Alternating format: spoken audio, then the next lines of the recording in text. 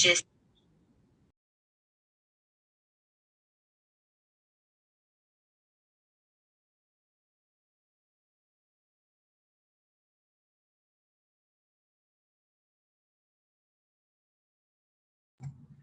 Hey guys, how are you today? Happy Thursday. Hey Nora, hey Pete, Angelica, Nikki, Francis, Mignon, Takara, Alita, Ruben. How are you guys today? We're good. We're doing good. All right, some few more people hopping in. Hey Janice. How's your house searching going? For Florida? Uh-huh. We're renting. Are you gonna be going to Florida then? Yes, I think so. I'm pretty confident that we're going to establish residency in Florida. But Okay. the goal is to have, real estate all over the. Well, yeah, of course. But No, I was saying that because Suli, which she's in our group, she's from Florida. uh So I don't know if you because she's a real estate agent too. Oh yeah, okay. Yeah, no, Yeah, I'm so so you never know. surprised. Yeah, for sure. I definitely would. Next time she comes on, I would definitely love to pick her brain or anyone that lives in Florida. You guys can give me some insight on, the neighborhoods and things like that. What to look out for, stuff like that. Yeah, if in case you're looking in Arizona, let me know. You said that We love it. We love it out here. Well, because there's rivers and there's hiking and there's, tons of stuff to do. Obviously, it gets really hot out here. Yeah. It's been getting 120, raining at the same time. So, when it's summer and the monsoon weather starts, it gets a little crazy, but it's really nice. I really like it. So Dang, I lost my train of thought. I think that was you, Angelica, that was just telling me that you were staying in a home during the day because it was getting so hot outside. Was that you? It was like 110 degrees or something last week. Somebody just got telling me in Arizona it was like 110 and that they kind of stand inside during the day and then leave out at night. I was like, oh no. Yeah, that's us because it gets really, really hot out here. And so a lot of times we're either at the river or we're at the pool, if we want to be outside. I don't intend to, like, you don't see a lot of people walking out in the street at this heat. So you typically won't see anybody, but during the fall here and the winter, you see everybody walking and tons of family doing exercise and stuff. So yeah, so the best time probably is like towards the fall, like October, November, December. Yeah. There's just a ton. Huh? Sorry, there's just a ton. There's just a ton of places to go. There's so many different cities and towns in the area that you can go and visit, or rivers or lakes or so yeah, it's fun and hiking places too. So yes. I have a question for Angelica. Hi. What city are you in, Angelica? I'm in Mesa, Arizona. I'm in Tucson. Oh, okay. My husband actually worked out there for a couple of years, and he would come home only on the weekends. He's a fire sprinkler guy, and so we've been in Tucson before and visited the town. We really like it. It's small, and we've actually been to the swap meets out there and like to walk around, and yeah, it's nice. I graduated from ASU, so I know that part of town too. So. Oh, perfect. Yeah, we actually went to a couple of restaurants down where the tram runs. Oh, so, yeah. Yeah, there's some good ones there. Well, you're not too far. You're not too far at all. Yeah. Yeah, absolutely. Cool. Nice. Cool, Pete. Awesome. Hey guys. A few more check-ins. There's a few more people hopping in. Hey Erica. Hey Brittany. Hey Shirley. Hey Salam. Hey Juan. Nikki, Diego. I wanted to check in on Mignon. Did you have the baby yet? When's your due date? No, my due date's July 22nd in theory. I'm probably going to have a scheduled C-section, so I'll get to go back next week to see exactly what date he's going to make his grand entrance. Yay, that's so exciting. I'm excited. I can't wait to see you post about, I don't know if you're going to post publicly, but I'm definitely excited for you. Yeah, we just had the baby shower last weekend. It was epic. It was bigger than what I could have ever Yeah. imagined. But yeah, so now I'm just nesting and obviously working on my business. And we actually had a really big June. I decided to like take a huge leap of faith and start my own service bureau. So that was a lot, and I'm still in training with the software provider for that. So I'm just trying to get all my ducks in a row before I have to like hand off that portion to like my assistant and my director of client success, which is nerve-wracking to like hand off your baby before you are about to have a baby, but yeah. So yes, no, I'm excited for you. And service bureau, that's a great business model. My Cherie, she's in a group. She just had her little boy, I think probably about 2 weeks ago now. And one of the things that she's one of my one-on-one clients. One of the things that we were planning a year ago or like several months ago was just for her to get a nanny. So she's like, we were on our coaching call on Tuesday, and I'm like, you guys gotta honor your flexes. Like you got to honor how far you guys have come in such a short period of time. Like a lot of them have been like crushing. It's only been like 12 months. And so she was just like, I know my flex is getting a nanny this year and being able to, get that, just have more peace of mind, right? Because she has 3 or 4 other babies. So yeah, plus she's running a business. So I'm excited for you guys are like crushing it with families, you're starting families, you're making time for your significant others, of course, and you're still like growing your business, thriving, but making space for yourself too in the process. Yeah. So yes, guys. All right. So a few more people hopping in. Nelly. Hey, Nelly. Hey, Tiara, Linka, Shavis. Janice is coming in now. All right, guys, so let's go ahead and get started. So what I wanted to go over today is, today we're talking about lateral partnerships. And this is actually one of my favorite strategies to talk about because it has personally helped me like scale so much faster than what I normally probably would have been able to scale had I not actually leveraged lateral partners, right? So type a 1 in the chat if you've already kind of established some lateral partners. Who here has already established some lateral partners? Type a 1 in the chat for me.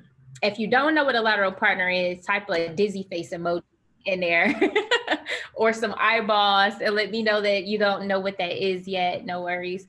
We'll talk more about what that is today. So let's see. So we got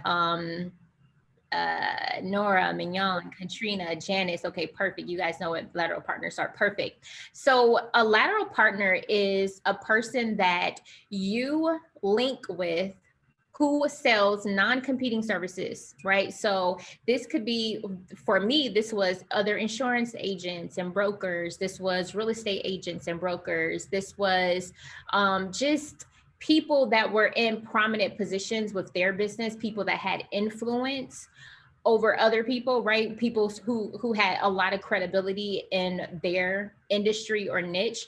I would become lateral partners with them, unbeknownst to me. I didn't even know, like, I didn't label this a strategy. Like, I literally was winging this several years ago. But when I look back and I actually was creating this program, I was like, well, how can I put what I did several years ago that generated hundreds of thousands, well, at least over $100,000 in revenue? How can I put that in a framework for my community to learn from? And that's where this training video derives from. Like, I actually had to sit there and was like, okay, what exactly did I do? And how did I go about doing it that allowed me to create these lateral partners that served me so well? And you'd be surprised, like, how many people want to see you win. Like, there are a lot of people out there that would love to partner with you. They want to refer their friends, their family, their colleagues to you, because when you are the best in class at what you do, you make them look good, right? So if you're a tax professional and they're referring their clients to you and you provide a wild experience, you in turn make your lateral partner look amazing. You make them look like a superhero. So they want people to refer to. So how many of you guys, really quick, how many of you guys have someone requested services from you that wasn't a service that you provide, right? Such as like maybe they were looking for a bankruptcy attorney or a real estate agent or insurance broker. This is a two-part question. One, how many of you didn't want to make a recommendation because you didn't want your credibility to go down based upon your referral to this person? You didn't know the quality of this person's services, or you didn't have anyone quality top of mind to come to. So you actually didn't make a referral out because you were hesitant, right? Anybody been through that? I just actually experienced that. I asked someone for, I'm renovating my first investment property, and I asked someone who is in a real estate niche. He flips a lot of property. I was like, hey, do you have a contractor that you would refer? He was like, honestly, the contractor that I'm working with, like, he kind of burned me a few times, and I kind of don't want to recommend him because I value, our business relationship, and I don't want to send somebody that could potentially burn you, right? That's what he told me. And I was like, oh, I completely respect that. I've been getting that a lot lately with contractors. Anybody else have gone through this where either someone didn't want to refer someone to you, or you didn't want to refer someone out because you were concerned about the quality of the relationship that person was going to receive? It actually happens here in this program, right? Like, you guys don't know this, but I still get asked to do people's taxes and bookkeeping and their accounting. Like, I still get strangers to come to me to do their taxes and bookkeeping, right? By way of just me marketing and me putting myself out there. When those people come my way, the first thing that I ask them is what industry that they're in, and what business do they have. And I don't have like a database of you guys' information on who has what niche and who services what industry. I just see who's showing up. You know what I'm saying? Like, if I'm a friend of yours, if we're connecting on social media, like, I see you guys, I see who's showing up in the Facebook groups. So there's been a few people in this group that has made at least $10,000 to $20,000 from my referrals, because they just simply showed up and I just kept referring people to them, right? That they showed up for their niche. Because I can't refer, like if I didn't see Angelica show up, if I didn't know that she was the best at what she does, I wouldn't even know to send her referrals anyway. So I say it to say, guys, you want to make sure that, one, you build up the relationships with other people, with other service providers. So Ruben says, send them my way, Krista. Yeah, so you guys, exactly. So when you guys show up, people remember you. People see that you are the best. People see that you are trailblazing. People see the credibility that you bring to the table when you actually show up consistently, especially online, right? So let's talk about some lateral partners that I was able to get to in the past. So one of my very first lateral partners was my Uncle Ricky, and he owned an insurance agency. Okay. And obviously, when I first started business, no one really paid me much mind. I was 23 years old. Nobody really paid me much mind. My second year, people started to come to me because they were like, okay, she's serious. This is her second year. She's still standing. So let's give her a shot, right? But if I'm honest, guys, a lot of my family did not come to me the first year in business. And I was completely offended, by the way. I was like, how dare you go to H&R Block and pay them $500 when I was going to do it for $50. But as I stayed consistent, as I stayed present, and I kept promoting myself, and people saw that this was serious, right? That I was taking it seriously, more of my family started to come with me. And I remember my uncle, he didn't come into the third year where he was like, hey, I see you've been consistent over the past couple of years. Seem like you're doing great. I have a lot of clients that ask me about taxes, right? So he's an insurance agent. He has a lot of clients that come to him in that financial service capacity. And he literally probably sent me at least $20,000 to $30,000 in tax business that third year that we actually connected. So he came to my office. We had a strategy session, right? Which is technically what it was back in the day. I just didn't call it that. I had a strategy session with him to understand what type of clients he was working with, to understand, what they needed.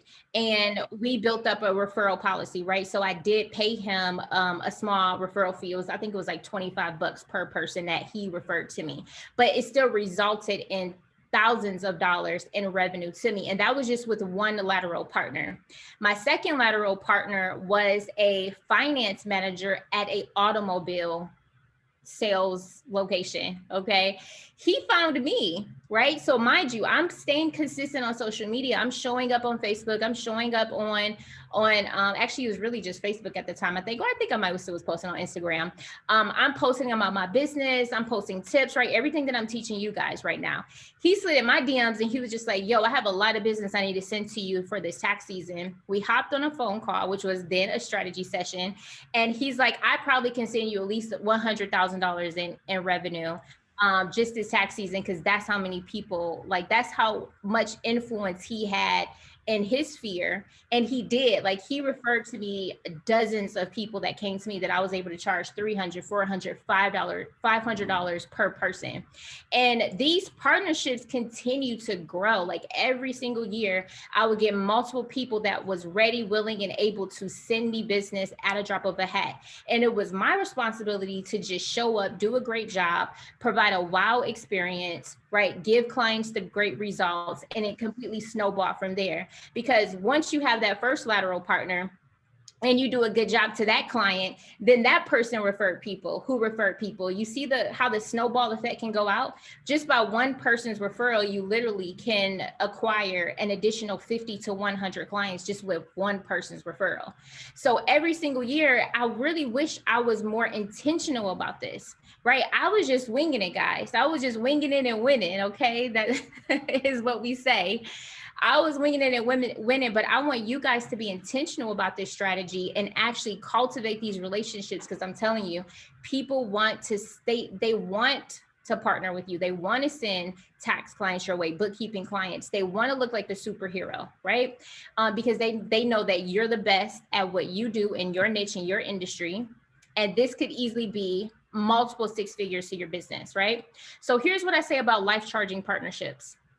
One bankruptcy attorney, for instance, one bankruptcy attorney that services 100 new cases per month, they can potentially send you 20 new back tax clients. How many of you guys know that in order to file bankruptcy, you have to be caught up with your federal tax returns, right? Just like if you want to resolve your tax debt with Internal Revenue Service, with tax resolution, the IRS says you have to be caught up with your back taxes. Right? The same is true for bankruptcy. So a lot of bankruptcy attorneys, they are prime opportunity to and for back taxes. So if you want to do taxes all year round, there's a lot of people that are like, Krista, I love taxes. And I love taxes too, guys, right? Like I love taxes because it's one and done. Right? And that thrills me, because I'm like, I can do a really great job for this person, and then I can keep it moving and I can come and get the next person. So it's always like a challenge, right? Every new business client that came my way was like, it was a challenge. It was thrilling. It was exciting, but it was also one and done for me. So if I could find a way to do taxes every single month, even after April 15th, that's what I wanted to do. That's what I wanted to do. And so partnering with a bankruptcy attorney, that is what you would be able to do, because they can be a constant source of back tax clients to and for you. Okay. And then this can just be a consistent referral stream. No ad spend, right? You don't have to spend marketing dollars. You don't have to do any hunting or farming or videos. Literally, you have to connect with business owners who sell non-competing services and partner with them. Let them know how you provide value. Let them know that you're going to make them look like a superstar to their clients, that you're going to provide a wow experience. Let them know the benefits that you can get these people, right? Their clients. So Nora says, how do you suggest to pay per referral or pay per job for referral? So what I was doing, Nora, I was just paying for each referral. So I was paying anywhere between $25 and $35 flat for each referral. I don't like the model of a percentage. I would never pay a percentage of my fee, because that's just too much money, you know, because, you know, if you're charging these clients $1,000 for taxes, excuse me, or if it turns out to be a $500 per month bookkeeping client or a $2,500 tax plan, I'm not paying a percentage. I'm going to pay you this $25 referral fee. I'm going to thank you. And it's going to be a mutual relationship. And so here's what you need to know. You don't have to provide a referral fee. Not everyone even wants, or actually some people can't even accept a referral fee depending on the type of industry that they're in. So you want to be careful with that. What you do want to do is have a reciprocal relationship. So if they're referring people your way, well, guess what? You're going to reciprocate. The law of reciprocity. You are going to refer idle clients directly back to them. So, can I ask? Mhm. So, do you agree with them beforehand, or do you just say thank you and send it? Like, how does it work? Say that one more time. With a partner, do you agree with them to send them like $25 or whatever referral, or you just like after you get a client, you just send them the money with a thank you note or something, or you agree beforehand? I've actually done it both ways. So for someone like my uncle, we definitely established that beforehand, because I actually brought it up. I was like, hey, I can pay you, 25, 35 bucks per referral. But honestly, he didn't come to me on the guise of trying to get extra money or referrals. Actually, a lot of lateral partners would be like, I don't need your money, right? But what happened is they more so care about the relationship as well. So they're looking to be sent clients as well. They're looking to have a reciprocal relationship. So I would focus more on the reciprocity. But a referral could be a great incentive for many people. Honestly, you guys, money talk. So a referral can be a great incentive for many people. So I would say, if you're being intentional about this, you always just bring it up to say, hey, any referrals that you do send, we definitely pay a $25 referral fee per client as a thank you. And that's within the lines of like the IRS guidelines anyway, like $25 gift limit. Mm-hmm. If you do have someone actually send you a referral and it wasn't already agreed upon, for instance, I just saw you out, Nora, and I was like, I know Nora does international taxes. I had somebody hit me up and I sent you an international tax client. That was a really good tax client for you. You could, to promote that additional behavior, you could follow up with the email to let me know how it went, to say, hey, Krista, I handled this client. They were super satisfied. We were able to, defer a lot of their foreign income. Thanks so much for the referral. And by the way, here's an e-card of $10, right? Or not even that, just sending me a thank you and letting me know that you provided a wow experience is going to incentivize my behavior. So you always, whatever you want to repeat, whatever behaviors you want repeated by someone is a great way to do that per psychology, is to incentivize that behavior. Whether that be a kudos, like a big up, like a thank you, or a card, like small stuff can really go a long way. So you can find like, what is good for you, like what's a great way for you to express that gratitude. So you can incentivize that behavior for the future. Thank you. Yeah, that was a great question. Pete says, do the bankruptcy attorneys take a portion of the fee you charge? No. Actually, the one bankruptcy attorney that I partner with, I didn't give her any referral fees. She just wanted the client back so they can file bankruptcy. That's really what her thing was. She was just like, I just want these clients to come back so we can file their bankruptcy case. And so I would be her person. She actually had another tax professional too. This person actually was in her office, so she would primarily refer all of the leads to her person in office, but any overflow she sent to me. And I didn't, we didn't have any referral relationship. She was just grateful to have somebody take over those tax clients, to file those tax clients. What we did do, so here's the thing that I'm remembering. What we did do was I provided the client, she sent me a discount. So she passed the incentive that she probably could have received from me onto her client. Does that make sense? Like, we were just able to discount the services for those tax clients that came our way. And she was happy for that. She looked great as a bankruptcy attorney because they were like, oh my gosh, she linked me to a great tax professional for a fraction of the cost that I would have had to pay at like an H&R Block or something like that. And then the clients came right back to file bankruptcy. So as you start building out these relationships, everyone has their preferred style, their method. Like I said, some people don't even care to be incentivized, but I will still always express gratitude. and always build a relationship. You know what I'm saying? Like if you see an article that reminds you of this person, or if you see something that might be of value that you can forward to them, do little stuff like that to keep the communication, keep the relationship alive. So Ruben says, should we partner with a CPA firm? Yes, Ruben. So let's actually talk about some different types of partners, right? So we're going to go back through this in a second, how to find lateral partners. Boom, this is what I want, the lateral partner matrix. So this is what I compiled for you guys just to get the creative juices rolling, but CPAs are a beautiful lateral partner who wants to outsource bookkeeping. There are a lot of CPAs that hate bookkeeping, and they're already charging, let's say the average CPA probably charges like $50 an hour. Well, they'll be more than happy to pay you $20 an hour to do the bookkeeping, and they'll be making that extra spread of $30. So CPAs for sure. Even other professionals, for instance, you can partner with, if you want to do tax resolution, there's people in this group that partner with CPAs or bookkeepers or other tax professionals who don't specialize in tax resolution. And those people send a lot of tax resolution cases their way. So there is a wide array of partnerships that you can establish for different types of services, depending on what service you really enjoy and want to provide.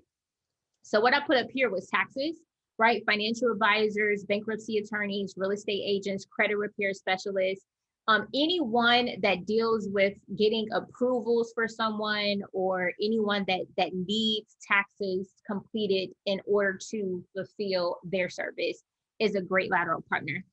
Bookkeeping, accounting, CFO services, right? So if I'm a CFO, I'm going to go to bookkeepers and say, hey, let's partner together, right? You handle the bookkeeping, and I'll come in as a CFO, make you look really great as a bookkeeper, and I'll handle the client's more higher level advisory services, right? That will be a really great relationship. Financial coaches, insurance agents, personal bankers, business bankers, like these guys. I used to be a business banker at Chase Bank and Bank of America, and I referred a lot of business out for people that were looking for in corporations. I referred a lot of business out for actual bookkeeping. And because they're constantly opening up business bank accounts, right? They're constantly opening up business bank accounts. So right now, there's nothing preventing you guys right now from finding 10 business bankers right now. It's hopping on a coffee chat with them, establishing a relationship to say, hey, I'm going to send all of my clients to you. I'm going to refer you as their business banker to open up additional deposit accounts or savings or CDs, or maybe for merchant services. Like, you'll be very surprised, like how quickly that could be very profitable for you.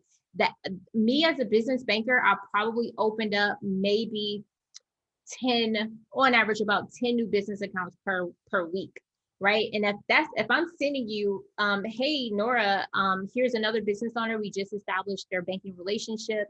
And they need to get set up with the QuickBooks. They need to get set up with QuickBooks Online. And they also need to establish some sort of reasonable payroll because they're an S Corp. And I'm just sending out this email to you right now with the client CC'd. And then I'm introducing you and I'm passing this referral on to you every single day. I'm sending you a new business client, a business banking relationship that I just opened up. So these are the types of relationships that you guys can build. And I'm telling you, they are absolutely changing. And they're absolutely life and business changing, okay? Because the right people can really take your business to the next level. So let's do a quick check-in. What lateral partners have you guys partnered with in the past? Who here has already partnered with specific types of lateral partners right here on this list? Or maybe it might be a list or a name that I haven't even listed here. So let's see, Pete says, have you had any success with mortgage lenders? People trying to buy a house always need to have at least 2 years of taxes. For sure. So mortgage lenders are really great for taxes, yes. Have I worked with a mortgage lender? Not, and I haven't had a relationship, but I know personally people that work with mortgage lenders in this program that built up lateral partners with them for credit repair. And I think that has been a beautiful relationship because one mortgage lender sent like 100 new credit repair clients to someone. because he had to decline them because of their credit. But taxes, yeah, taxes for sure. I think that's that could still be a very fruitful relationship with the mortgage lender.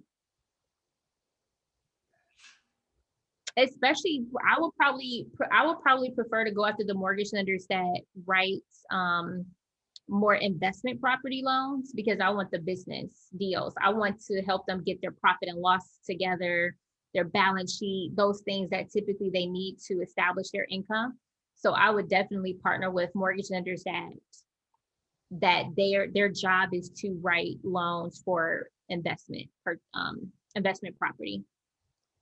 Because those guys need, like, mostly, like, they don't come together with their packages together with the clean profit and loss, and all banks are going to ask for that. So Nora says, do we go in person to the bank to meet a business banker? No.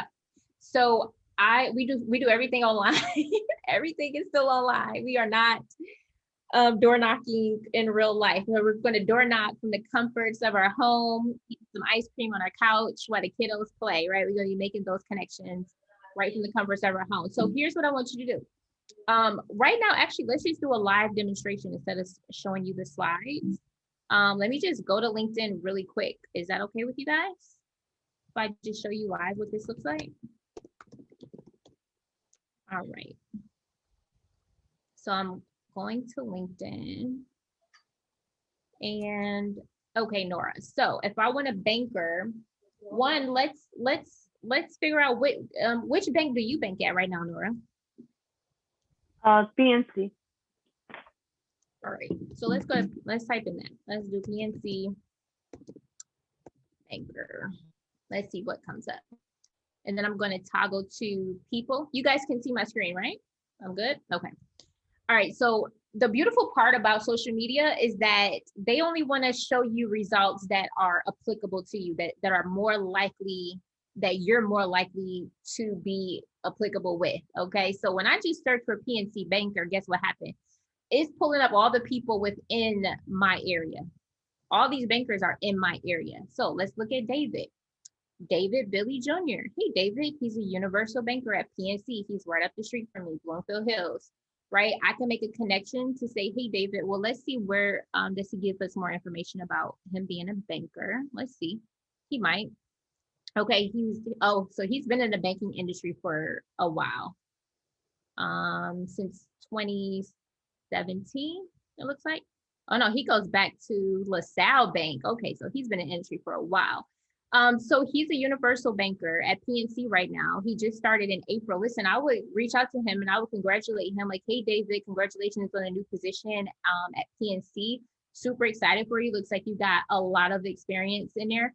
Listen, I have a lot of clients that always are looking for better banking options. I would love to hop on a quick coffee chat with you to see what type of clients you are accepting right now.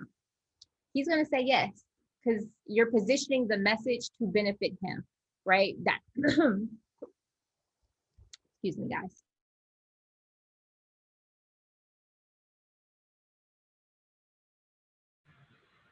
All right. So you're positioning the relationship to benefit him. So they're more likely to, of course, say yes, because they're like, for sure. Like, let's see what you got going over there. So this is David. And then we just go down the list. So it's the same strategy. We're just now making lateral connections as opposed to prospect connections. So this is Melinda. She's a branch banker at PNC. Again, she's right up the street from me. She's been at PNC for 16 years, right? Boom. I'm going to connect with her. And I'm going to say the same message. Like, hey, Melinda, oh my God, you've been with PNC for over 16 years. That's absolutely amazing. Listen, I have clients that are always looking for better banking options.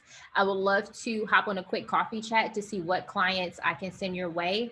All of my, and you can give her a little blurb about how you help, right? You can say your $1 million headline, like I help real estate investors, or I help business owners, right? Leave it general for now. I help business owners to ... whatever your MDH is.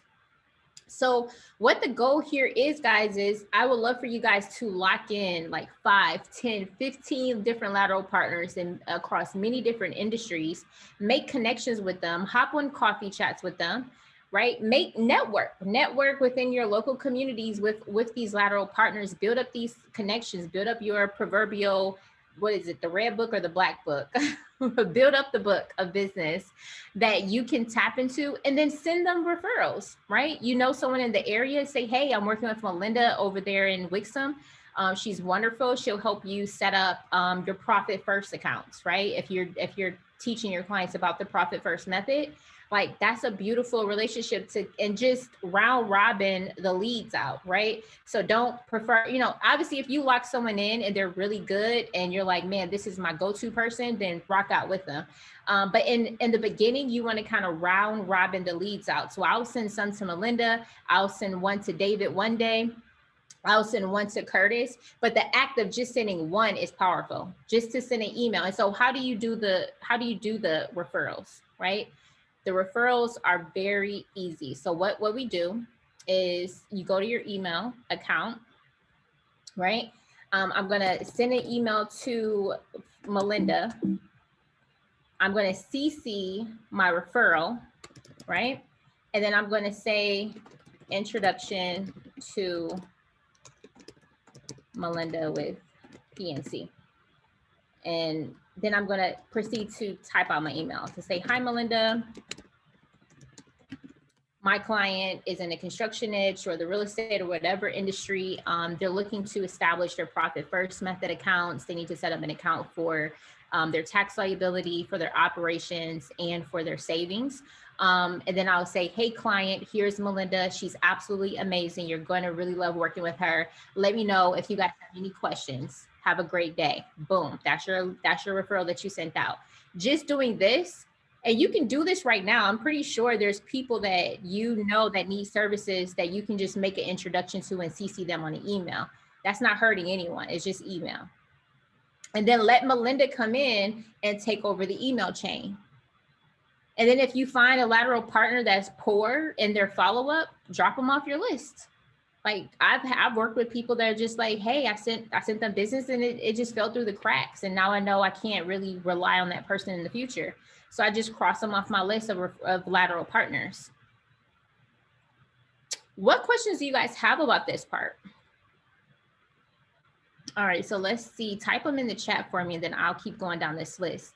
So Nora says, okay, I read that. So Brittany says tax preparers in New York and California. Carla says brokers and probate attorneys. That's a good one.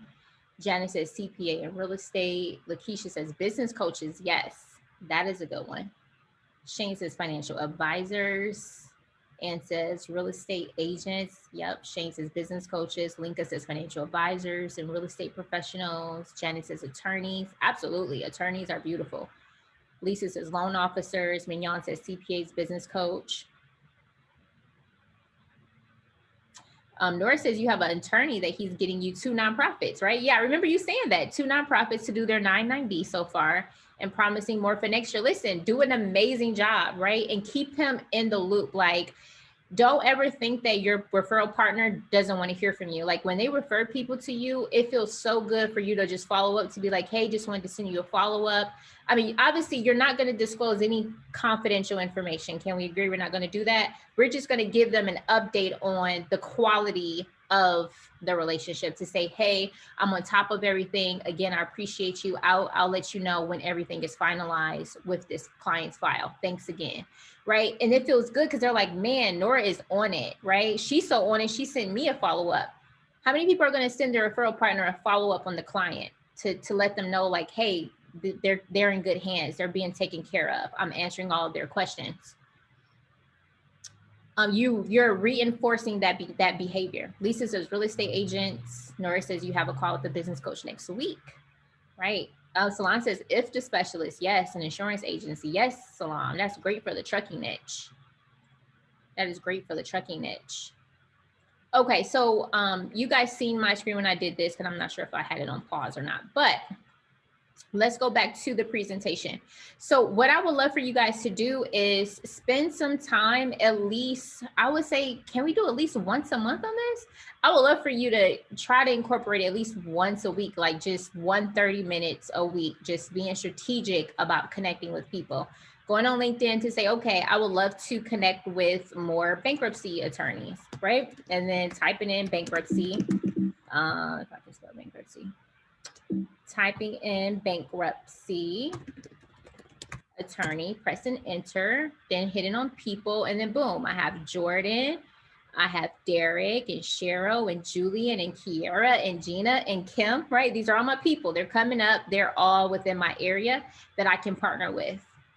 And even if they just send me, like, listen, if they send me 2 bankruptcy leads a month, I'm happy, because it took me 5 seconds to do this. It's going to take me another 30 seconds to send a voice note to Jordan to say, hey, Jordan, I help bankruptcy attorneys with their back tax filing clients, so that, you know, customize your message to the person and say, listen, if you guys need help getting your clients' back taxes filed, we provide a superior service. I would love to hop on a quick coffee chat with you to see how we can speed up your bankruptcy workflow process. Something like that, right? And then, and also letting them know that you can also be a source of referrals to them too. Now let's talk about the conversation. So we can understand that getting them on the phone is going to be fairly easy. We know who we want. You just have to know like who it is that you want out of this matrix list, you know? And I would go after a few different people like once a month, like maybe for the month of June, for those of you that really want to do taxes, I would just spend the next 30 days just spending maybe 30 minutes a week, right? That's for the whole week, just reaching out to bankruptcy attorneys and booking those coffee chats on my calendar. And meet on Zoom. Try to meet on Zoom with these people.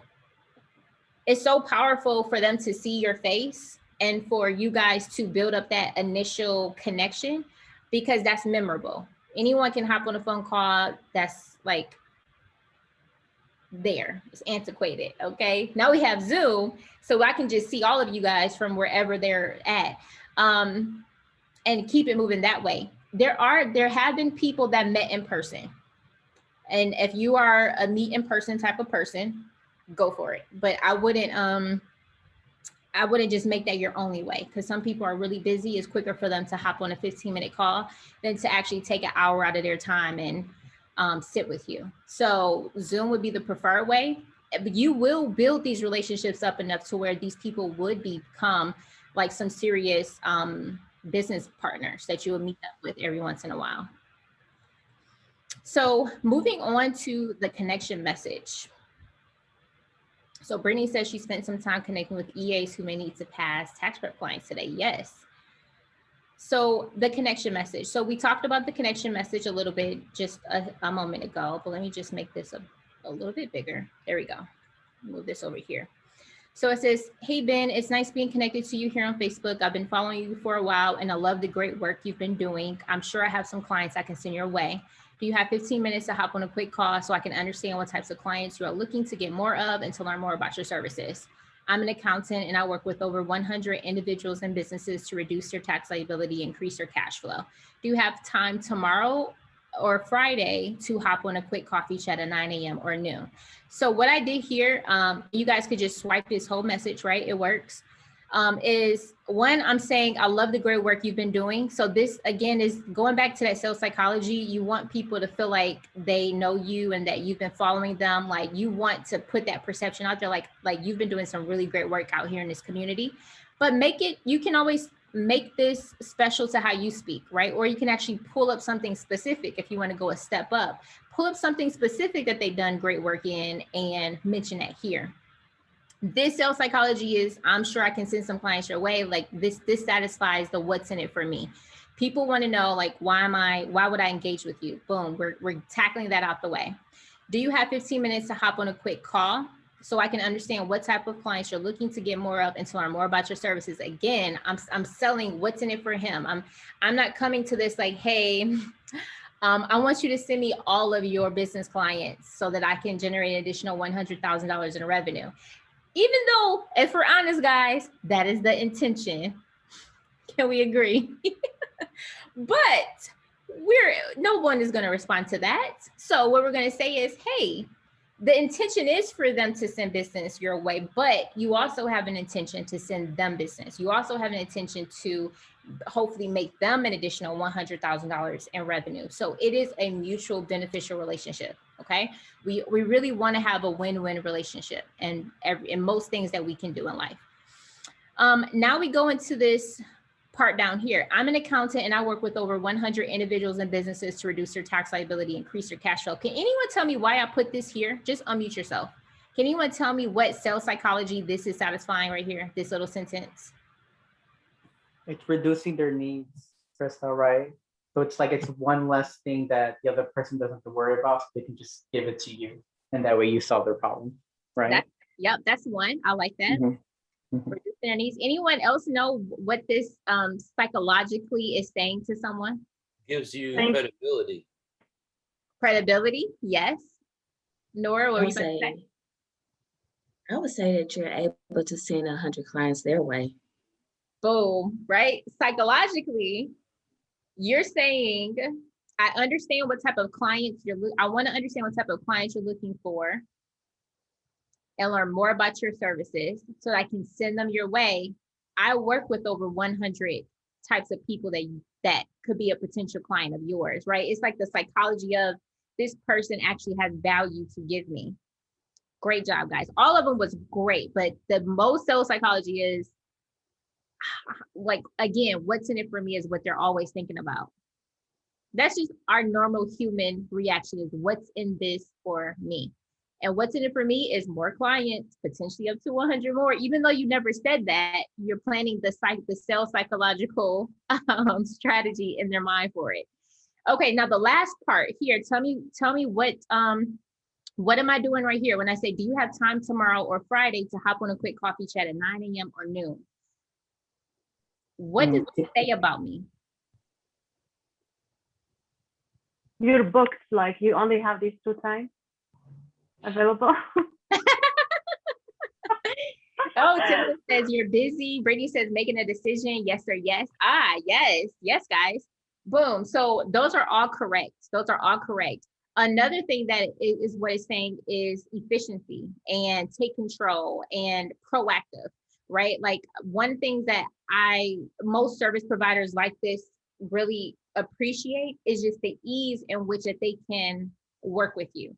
The harder it is to work with you, but like if they're confused on when they can talk to you, how to book a call, if you guys have to go back and forth and look at each other's calendar to say, no, I'm not available that day. No, I'm not available. Like you're reducing the credibility. So you want to make it dangerously easy for them to pick a day and time that most suits them. And then also that shows just who you are and how you come about your business. We have tried putting a link down here. And so I have a mixed review about dropping your link. I have a mixed review. Sometimes it works and sometimes it doesn't. I have a higher success rate by putting very specific days and times or just asking for their number. Sometimes I would just ask for a number. You guys heard me say this over the past couple of months. My normal method is just, hey, Pete, what's your number? And people just start typing in those digits and sending it to me, right? That's my easiest way. When you put a link, some people feel superior and they don't want to click it. They're like, no, you're reaching out to me. I'm not clicking on something for you. You know what I'm saying? Again, you got to always do what's in it for them. And this is a psychological thing I don't even think people realize is what's happening or why they don't click on a link the other half of the time. So what I do to show them that I'm a servant to them, right? Another psychological thing, I'm serving you. Let me book the appointment. What days and times suit you? Here are these options. Let me serve you and you tell me which one is best for you. So you need to come with the servant's heart when you do this, as opposed to dropping your link. Though I would say just test it out. Sometimes drop your link and see what type of bookings you get. And then other times put the exact day and times that you can book a call for to see what your conversion rates are. I want you guys to come back and tell me like which response do you get more of? Good to go? Great. So this is good. So now the last part of this, what do we have here? Okay, so what to say? Yeah, Salam says, yeah, the link doesn't work often. Janice says, if you are a guest speaker, no compensation, do you still pay them a referral fee for closed clients? If it wasn't already established up front, Janice, I would still give them something. I would show appreciation and gratitude in some form of way. Because again, whatever behavior you want more of, you want to incentivize or subsidize, right? So, and I actually just learned that. You guys, I just realized where that came from. You know, we have a book club this Sunday, and tax-free wealth is what he actually put that in my head. He said, the government incentivizes businesses to create jobs, to create agriculture, and in exchange for that, the incentive is a reduced tax rate or a reduced tax liability or a credit, right? So whatever you want more of, the government typically they stimulate the economy by incentivizing whatever they want more of. I just took that tax strategy and applied it to life because it's actually true.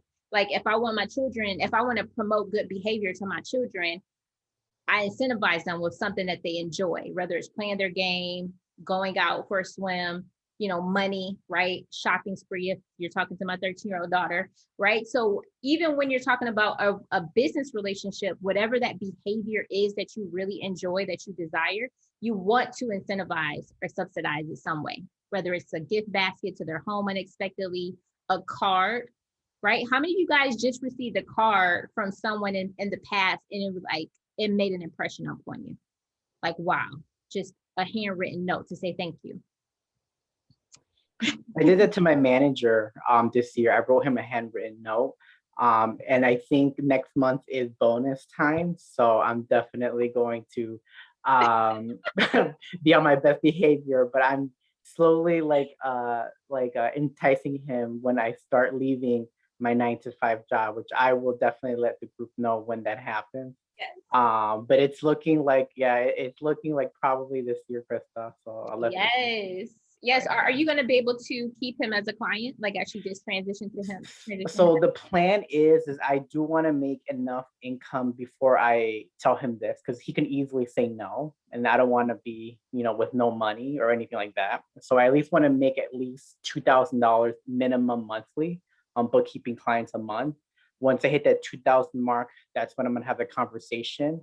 And I could easily probably, and I want to send you a message because he's a $3 million a year business owner. So I could easily probably bring in $5,000 to maybe $7,000 a month as an accounting consultant or whatever. So I'm definitely doing really great work, and I'm continuing to deliver really great work. It's just that I want to do it when the time is right, and then, you know, go in for the kill, right, Krista? Yeah, I would love that. Listen, I would love to. We can even do like a hot seat coaching one day and just create the whole plan on how you're going to approach him with it, how you're going to proposition the offer, like create the proposal for him to say like, hey, here's this new transition that we can go into that's actually going to be of more service and of value to you. Yeah, I would like that. Thank you, Krista. Yeah. Yep. So let's see. Okay, so yeah, so you guys are saying that Brittany says, yep, quoting the book. You received one in a recent order and you cried. Juan says his bank, awesome. So yeah, so when I purchased my first investment property, the city that I purchased it in, I just got a note in the mail to say thank you for purchasing in our city, and you're home to a beautiful community. And they told me all of what the community has to offer, and I was just like, oh my God. I did not know the city was going to send me a note, right? And it was like from the city commissioner or something like that. But that was so, like, it made me feel community, right? It made me feel home. It made me feel like responsible for this community, right? Like I was outside and there was some trash on the ground and I picked it up because I was just like, this is my community. Why are people leaving trash on the ground? But it sparked up a lot of goodwill, right? And it made me have more pride of ownership here. You know what I'm saying? So little stuff like that goes a long way. All right, so back to the last part of this, right? So let's check in on the time. We've got a few more minutes. Cool. So your strategy session with your lateral partners are going to go the exact same way as they would go if you were talking to a prospect. The only difference is you're going to be spending more time on asking them about their business and the types of clients that they service and who their perfect client is. So I'm going to spend a lot of time getting to know Shavis and say, hey, Shavis, okay, so yeah, tell me what type of clients normally comes your way. Tell me like, who is your perfect client? How much revenue do they typically make? Who is your anti-client? Like, what type of client don't you want? So I know not to send those types of people your way, right? Like, I want to dig in deep on who Shavis's ideal client is, because I want to really send her quality leads. And also, I only want to send her people that I know she could provide a wow experience to. Again, going back to, people that send referrals, they want to be looked at as a superhero, right? I never want to send a referral to someone and then someone comes back disappointed, like it didn't work out, right? So you really want to dig in deep to really understand her situation. You want to understand the price point, right, of what her client's needs are, any revenue numbers or money numbers involved or history, any qualifiers you want to understand in its entirety. Then you want to make the offer. You want to say, beautiful Shavis, I definitely have a lot of clients that fit this profile. What I'll do, I'll start making an email connection to a few of these prospects for you as an introduction. And for some of our partners, we pay a referral fee. Some partners don't prefer that. Do you have any preference on getting paid a referral fee? And just listen to them, see what they say. Most of them are going to play it off like, no, I don't need anything. Most of them are going to try to play it off. In my experience, that's what happened. But yeah, so solidify the connection and then let them know the type of clients that you service, right? So again, the law of reciprocity is going to trigger in. When you spend 15 to 20 minutes talking about someone's business and what types of clients they want and need, the law of reciprocity naturally is going to kick in. They're going to say, yes, Shavis, so tell me a little bit more about what type of clients you want. Or tell me a little bit more about the type of clients that you service. You want to have yours very succinct and very clear. You want to say who it is you serve in less than like 120 seconds, right? In less than 2 minutes, you want to say who it is you serve so they're clear, and you shouldn't spend additional 5 to 10 minutes talking about you and what type of clients you want. You just want it very clear who it is you serve, how you serve at a high capacity, and the results that you get your clients. So you could just use your MDH and just take out the niche to say, I help business owners to solve this problem so they can get this result with these services. Bam. Any questions about this part? I'm like very animated tonight with my hand. I kind of have a question, Krista. Yes. So it came to mind to reach out to some of the group admins for the gig working groups, but they don't necessarily have a business that I could ask about. So I know they're like managing the community, but do you have any thoughts on like opening the conversation? Because I wouldn't want to just jump out and say like, do you want a referral fee? But how do I lead into that if I can't ask them about a business necessarily? Yeah, so I'm curious, why would a group admin start a gig community? I feel like a lot of them, so it's really just for exchange of information, support, kind of, guiding other people who are new in there. So there's not really an exchange of money. And I've noticed that it's like usually a group rule to not post about services. Like they don't want that in there because it's strictly an informational community. And I think a lot of those groups kind of took off. They just started them to be helpful, and then they looked up and had 50,000 people. So it's mostly information. Yeah. Okay. Yeah. So in the past, what most people have done that has gotten really great results, actually, it might be a few people on the line that has done this that I'm thinking about, is they actually went to the group admins to give free classes or free trainings within the group. And that worked as their lead magnet.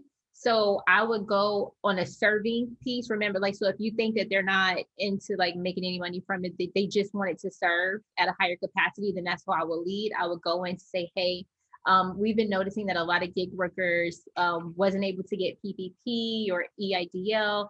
They weren't properly incorporated, and that prevented them from actually getting the funding that they needed, or just, you know, being able to pay the least amount of taxes. I would love to come in maybe once a month or a quarter to give free trainings on how gig workers can maximize their taxes and get money when they need it. Okay, Something like perfect. that. Yeah, Right. And okay, just, perfect. yep, try to come from a place of service and see how that go, and just say, hey, I would love to hop on a quick call to see, you know, how I can be of value and of service to you in the community. Okay, all right, perfect, thank you.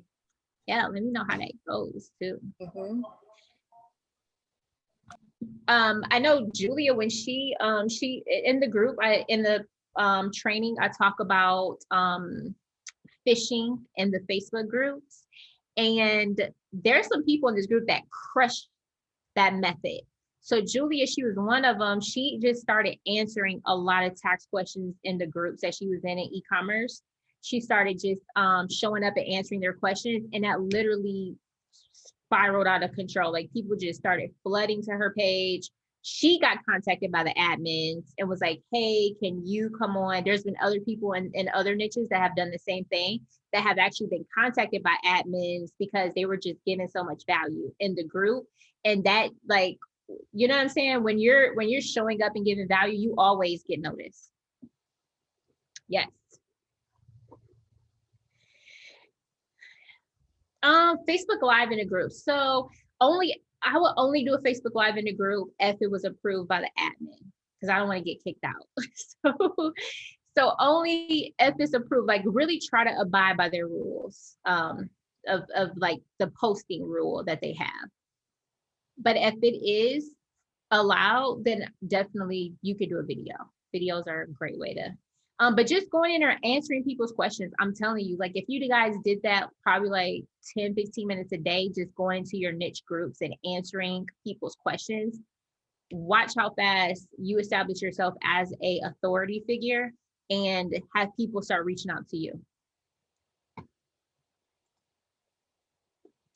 All right, so homework. Friend request and connect with 100 potential lateral partners on Facebook and LinkedIn. I want you to message all 100, or you probably be at at least a 60% conversion rate. So at least 60 people you should be able to message. I want you to have at least 10 coffee chats, is what we're gonna call them. 10 coffee chats over the next 30 days, right? And then I want you to send actual 10 referrals. Pull up your email, pull up your client, CC them, and just make an introduction. That's all you got to do. Make introductions to people. If you are the broker of people, like, watch how your referrals start to snowball just from even the clients that you refer to. Like, it might not work out. I might refer someone to Nora and it was a miss, right? They just couldn't work together. It wasn't aligned. But the fact that I still connected them still left an impression, and it's still a valuable check mark for you. So you being the person that just link people together, I know people that's literally built a 7-figure business just doing that, just linking people. Like, oh, hey, Brittany, were you good in again? Oh yeah, I was just talking to Nora about this. I'm going to send an email and connect you guys tonight. That's all you got to do, is just keep connecting people, and watch how that ripple and snowballs right back to you in abundance. All right, and then the last part I have here is add your new connections to an audience in MailChimp so you can follow with them once or twice per month.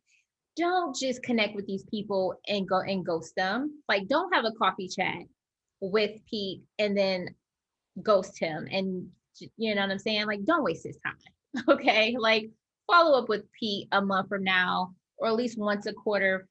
Email your connections just to say, hey, Pete, how's it going? ? That's all you got to do. Just spark a conversation once a quarter with all of your lateral partners. Send out an email blast. They don't know they're on email blast. They don't know you sent that out to 100 other people, right? Because you're going to do it in MailChimp and customize it to say, hey, Pete, hey, first name. They don't know that it was a blast, but you want to put them on a follow-up because you want to continue to nurture these relationships. what questions, comments do you guys have about this training tonight?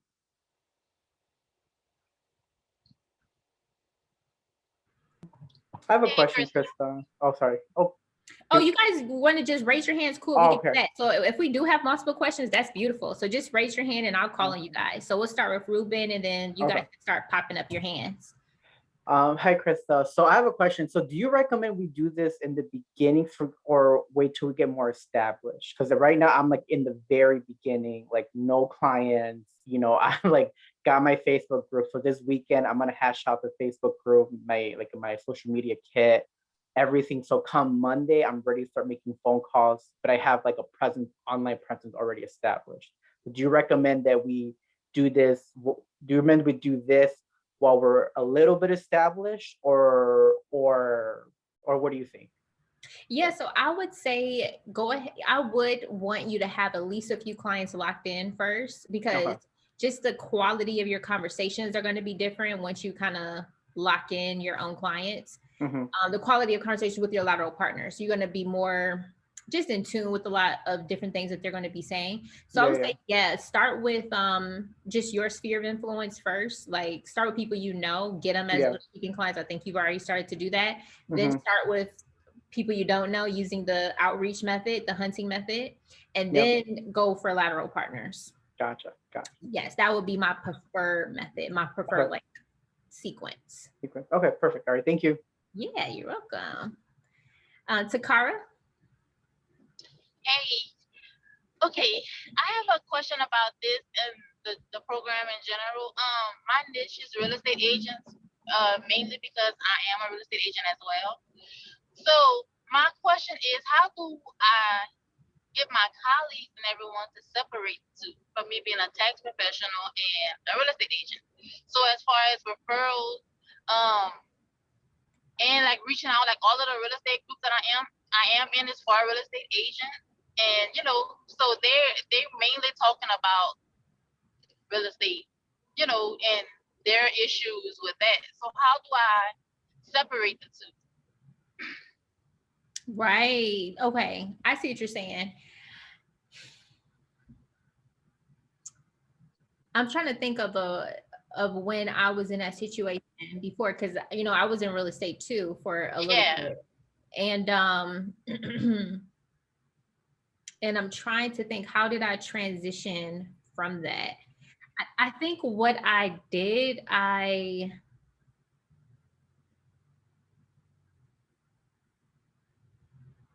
primarily promoted my tax and accounting. I think that was the difference. Like people always knew me for tax and accounting, as opposed to like I was in tax and accounting. I was like, this was when $1 Million Listing came out, and I got FOMO, like fear of missing out, and bright shining object syndrome. And I was like, I'm going to be $1 Million Listing agent, right? And I got licensed as a real estate agent, and Lord Jesus. And so I would say you definitely would have to segregate them for sure, to get people to know that this is the service offering that you utilize. Like in their minds, they have to know you to be this person to go to, like the go-to person for this. And the only way to do that is to implant in their mind that this is what you are the go-to person for. So I would say spend more time like doing free trainings for them, or going to your agencies and your brokerage firms and giving like free tax class or free tax planning strategies. Like you don't have to, like when we give away this information, we're not telling people like tangibles, how, like step by step, but we're educating them on, their S corp requirements, reasonable payroll, how they can keep their business and their real estate commission separate. You know what I'm saying? Like you can go in and provide a lot of value to them, and start to position yourself as like this tax and accounting expert that they know to send people to. And it's also beneficial. Actually, just thought about it. Caritza, one of my good one-on-one clients, she's crushing it right now. She's a real estate agent. But she's been able to position herself as a go-to tax and accounting person for real estate agents. And I definitely know what's possible, because just this tax season alone, she made over 50 grand doing these strategies with real estate agents. Like the majority of her tax clients were real estate agents for the very first time. Like last year, she didn't even have a niche. And I think she said she made only a few $1,000s last tax season, or like 13 grand or something like that. So you can make it happen, but you do have to start positioning yourself as the expert to that group of people so that they can, Right. and solidify it in their mind that you are a accountant and tax pro first, and then a real estate agent second. Okay. Thank you. Yeah, yep, you're welcome. So yeah, for sure. Yep. And let me just pull up Carissa's page too, because I love not reinventing the wheel, guys. I like finding people that is doing what Yeah, works. Okay. I'm friends with Carissa. I follow her too. Okay, perfect. So yes, Carissa would be a beautiful example of someone that is actually doing that service, but she's becoming an expert in tax and accounting for that industry as well. Awesome. Oh, Brittany says we got a few referral partner, lateral partner winners for this week. Congrats, guys. So is it Nora, Timbaland, and Nelly? You guys crushed it with the lateral partners this week. Let's go. So really quick, how did the lateral partner strategy go for you? Like, were you able to actually get on the phone with people, or what were you guys able to do?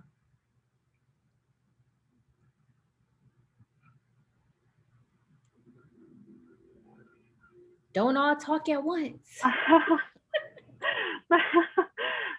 I was like doing, I was pulling up like my contact list and some from LinkedIn and some from Facebook to get the list.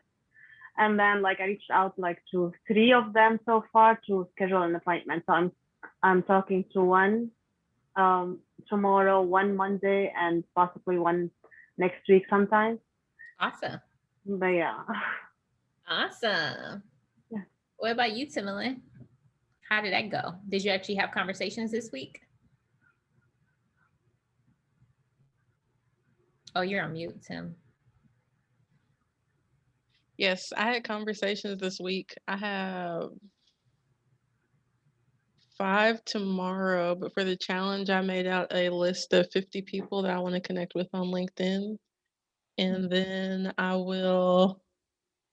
my assistant will send those friend requests, and then I will send the voice notes.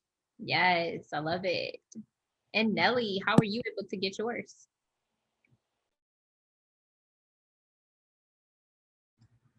Oh, is Nelly even here? I'm calling on her like she in a room. I don't even know she here. I think Nelly here.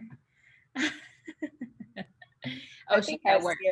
Okay. She said she's at work. All right, my bad, Nelly.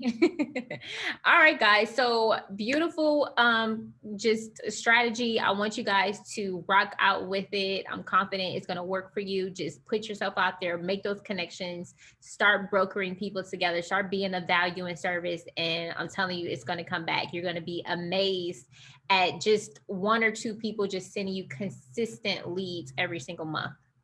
Sounds good? All right, last call. Anyone has any questions before we hop off for tonight? I have one last question for you, Krista. Mm-hmm. We've had quite a few people reach out to us, and it seems like it's lateral partnership. Then we end up on like coaching calls with 1,000 people, and like they're inviting us to join multi-level marketing groups and stuff. So what do you do like if you want to circumvent that sales pitch and you just want to build, is that just not a good fit, or is it that we need to be more assertive and direct the conversation better? I'm thinking on, okay, so here's what I did. You guys remember Idris that came on last year? I don't know if you guys remember, he came on last year. Yeah. Okay. Yeah, he did didn't he do the voice note training? He did the voice note training, right? So he reached out to me on some MLM stuff, okay? And I connected with him, and it actually ended up being oh, well, let's see if this could be a lateral partnership. And I do believe that you can transition into a lateral partnership relationship when they're trying to sell you a service. I think it does take a finessing back on them, you know what I'm saying? And it does take some give and give. So with Idris, if I have people that I can refer to him on the insurance that can benefit from the type of services that his agency offers, I definitely can send them that way. And then anyone that he believes that needs like business coaching or business advice, he can send them my way. Many times you're going to find, if you do it right, many times you can get those people as clients. Like I definitely have gotten the actual lateral partner when I've been on a strategy session. They've been like, oh, actually, can you do my taxes too? Or can you do my bookkeeping and accounting too? Don't be surprised when that happens if you hold your lateral partner conversations right. So I would transition to, thanks so much, Brittany, for inviting me to that MLM call. It's not a great opportunity right now as we're focusing our efforts into our tax and accounting business, but I would love to still hop on a quick 15-minute coffee chat with you to see, what people I could potentially send your way to help you, reach the amount of people you want to reach and have the impact you want to have. So you could still transition into a coffee chat by just putting it back on them and just respectfully letting them know that that's not your focus right now to divert your attention. Okay. All right. Thanks. Yeah, great question. I think Carla says she has a question. Yeah, I just wanted to know we'll have access to this deck because I had to listen in. I couldn't really watch the stuff you were showing on the screen. Yeah, so this deck is actually in the program. It is in module 6, Getting Clients Hunting Strategy, and it's called Lateral Partnerships. So that whole deck is in there for you guys.